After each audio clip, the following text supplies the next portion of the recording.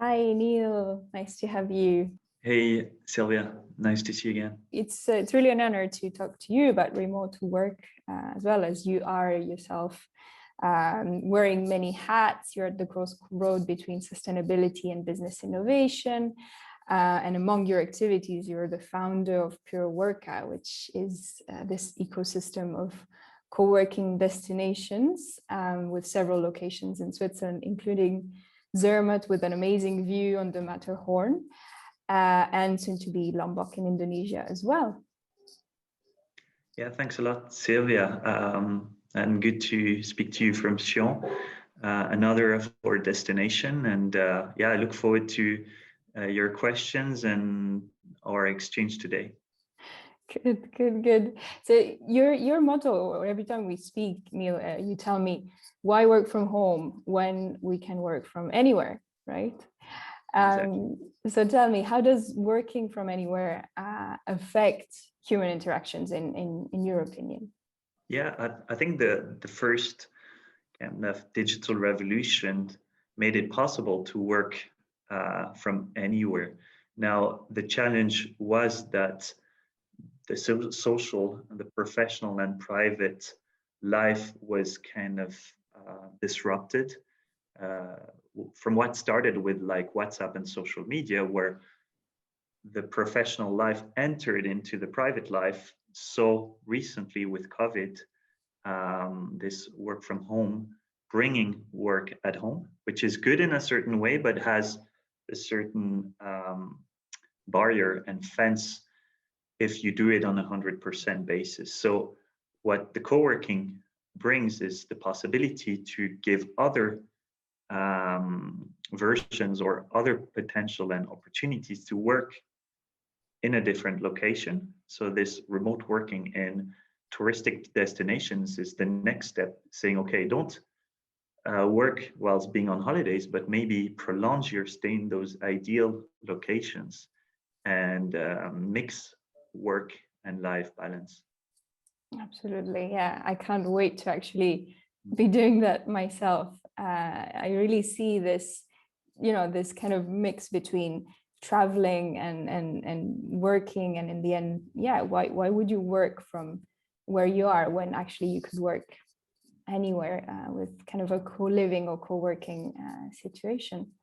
Yeah, and really, I think it was possible, at least in Switzerland, to be able to stay in a hotel. So a lot of people initially thought that working remotely meant staying at home in your flat, and then a lot of people started to understand that it would be possible to change the setting, and we believe that in the next month or years to come, all those new ways of working will actually benefit our vision that started in 2017, saying there's something happening. It's just a matter often of mental constructions or barriers that we have assimilated work initially to an office. Then there were those pioneers saying, okay, it's possible to work from home. And we believe that actually this work from anywhere will democratize in a certain way work practices, but also make it more possible for people to get into jobs which maybe before were not accessible if they were to go to an office or commute every day hours to get to their workspace. Hmm. Yeah, absolutely. Without mentioning the fact that in these co-living or co-working spaces, you actually connect with people in a different way and with people from different backgrounds, with different views. And I see it myself. It's very inspiring to be working alongside people who do something completely different from what you're doing. And at the same time connecting on a very personal level. How does it work in PuraWorka? Mm.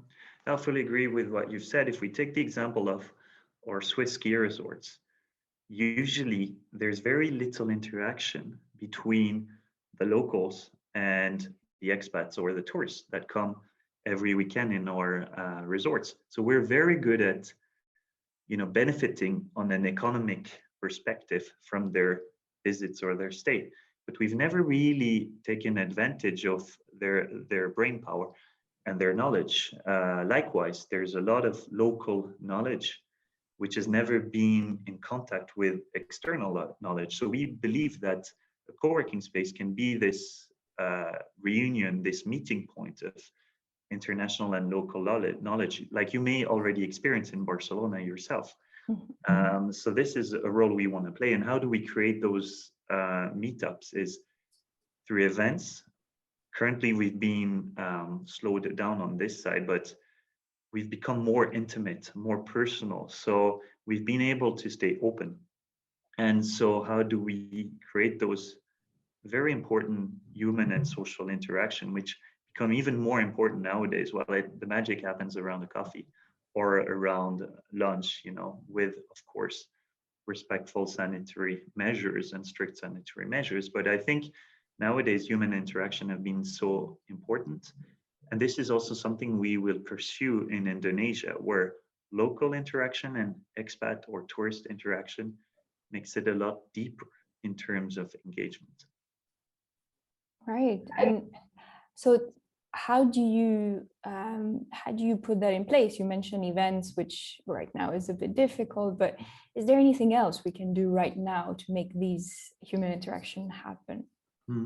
Well, what is key to our methodology or vision is really this ecosystem services. So sports can still be practiced outdoors. So we like to go running early in the morning, but also culture once we can do it again. Events, we were the last to do it before the shutdown. We will be the first to do it again in a couple of weeks in June in Sion. But in the meantime, you're right, it becomes challenging. So there we go more on a personal basis. We have people in our workspaces, whether it's our colleagues in Zermatt, the staff of the hotel that give the nice welcome to the guests in Hotel Zermatt, or locally in Sion, where we are very present to make sure that the people who come are very well welcomed, more in the small touches of dialogue or exchanges around a cup of coffee. Or to give you concrete examples, we've welcomed for free students until the end of this year. Why? Is because they've been put aside and they're working or studying from home. So we thought we could welcome them for free. And for them, it makes a difference. It's maybe a small drop in the ocean, but it's quite symbolic to tell the Swiss students come for free until the end of their school year, because maybe that's what interaction and what kind of interaction they need. Yeah, wow, that's cool. I didn't know about this initiative, but it's very much needed, especially for students and university students and all that. I'm glad to hear. Yeah, when you think about mental health issues and dropout rates from universities, again, we won't solve the issue, but we are showcasing a concrete act which we base upon community engagement and social interaction by telling students come and work in Zermatt or Sion. And we've seen very big interest on their side, and we've seen big smiles, and we've seen energy levels and recurrent comeback from them since we launched this initiative.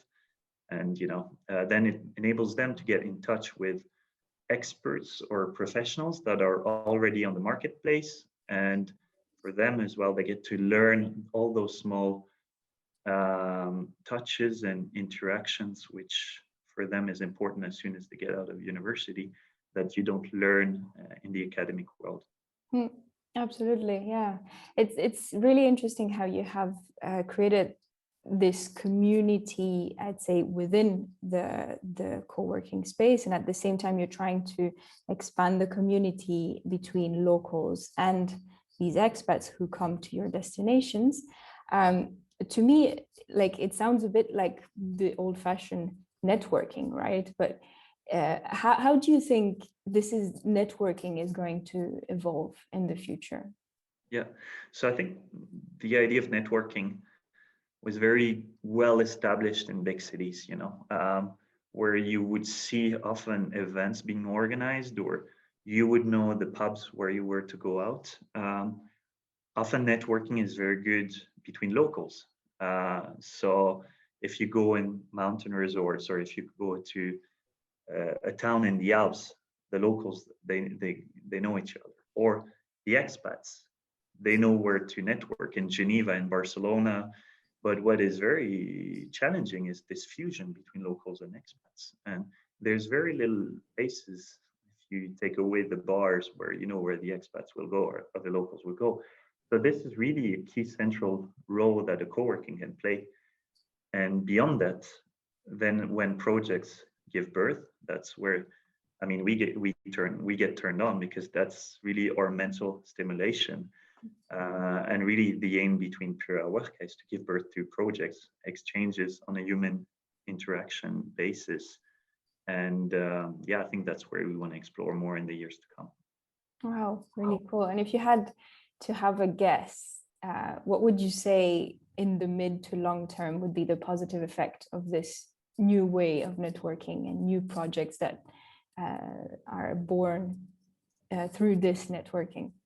Yeah, I mean, I think if we can give birth to projects, that's amazing. We will be launching in the next weeks to come an association, so an NGO in innovation in tourism in Valais, only with startups. So I think this is already a concrete example of having a space where ideas are put together, where startups come together to create a movement. So that's the direct result of these interactions, and having a roof for innovation, amongst others.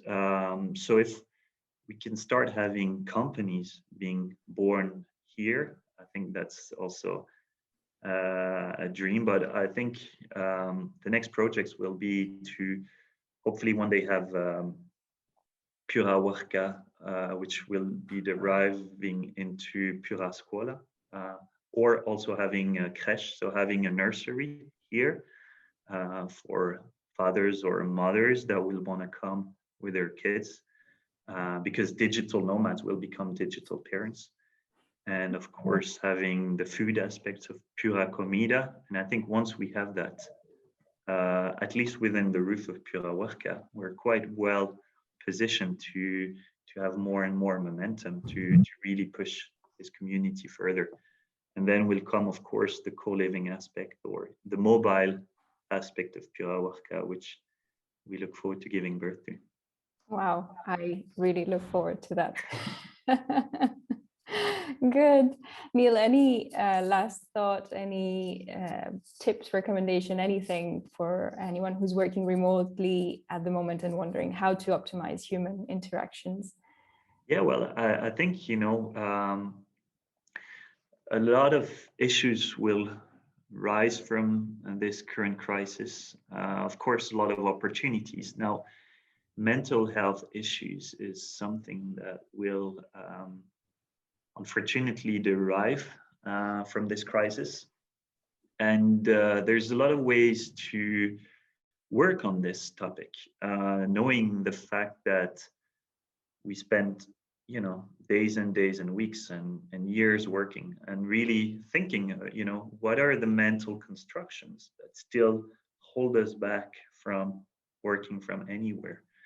Of course, there's the financial reasons, there's private reasons, and of course it's challenging and difficult in terms of accessibility to say, okay, I go to Zermatt, or I go to Lambok, or I go to Sion, or any other workspace. But often it's just a fact of mental construction saying, it's not possible.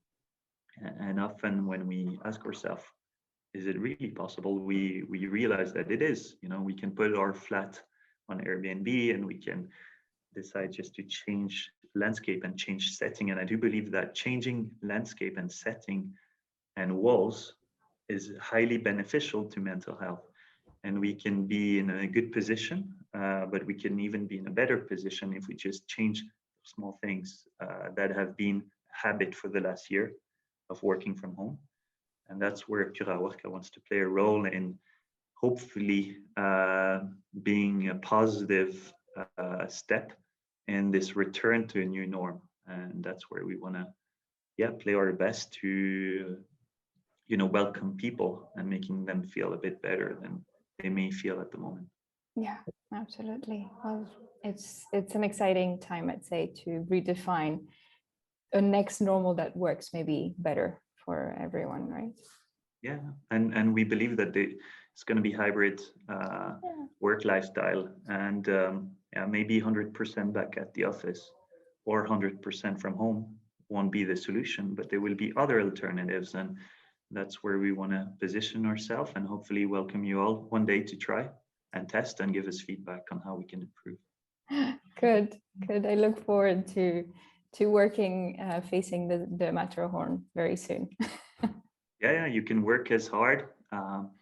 We have a professional setting. It's just a matter of disrupting the 8 to 6 or the 8 to 8 day and putting blocks and including in those blocks and hours, hiking or skiing, and that maybe changes the whole vibe and the whole energy level. Yeah, absolutely. Thank you so much, Neil. It was a pleasure to have you. Thanks to you, Sylvia, and hope to speak soon. Me too. Bye, Neil. Bye-bye.